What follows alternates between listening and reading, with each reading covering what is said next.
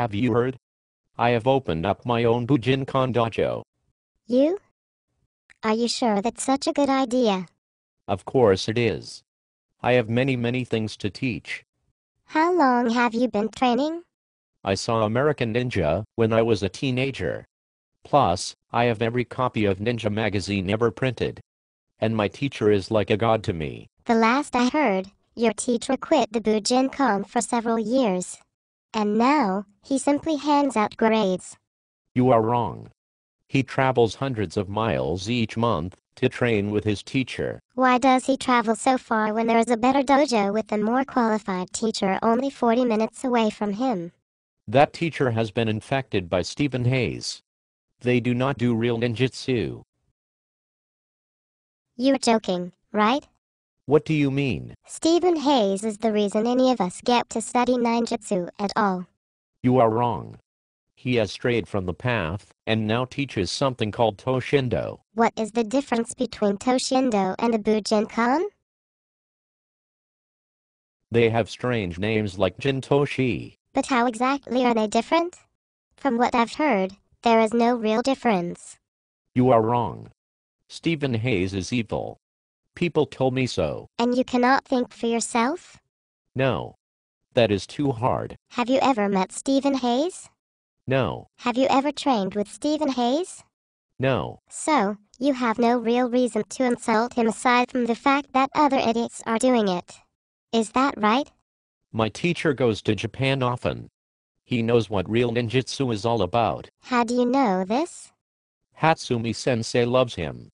He gave him some calligraphy. Hatsumi gives everyone calligraphy.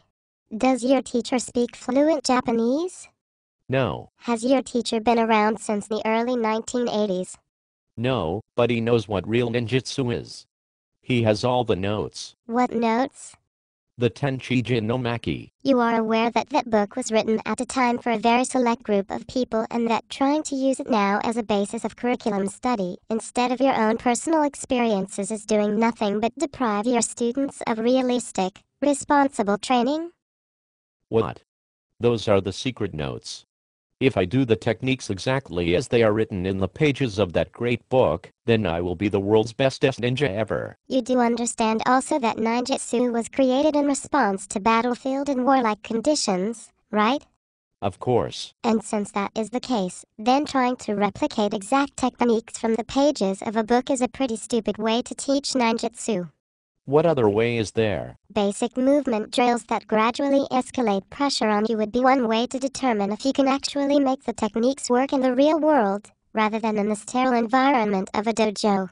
But that does not look cool enough. I need people to think highly of me, since I have no other area of my life where I'm successful, and I'm drowning under the weight of my own insecurity. I thought being a teacher was all about helping others. No. It is about me looking good.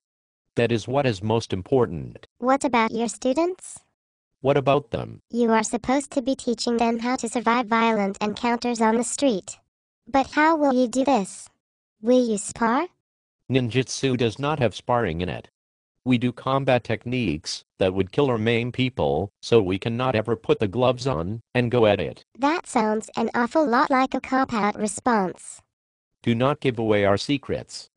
I'm thinking that Hatsumi must be pretty embarrassed by the vast majority of people who claim to be in his organization. You honestly sound delusional. I suppose it is no wonder why you are all the laughingstock of the martial arts world. They do not understand what we do. Do you? Of course. Hatsumi-sensei told me I do. He even gave me Menkyo Kaiden in tying my sneakers. Oh my god.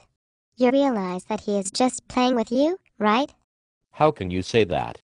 He would never do that. We even dyed our hair purple together.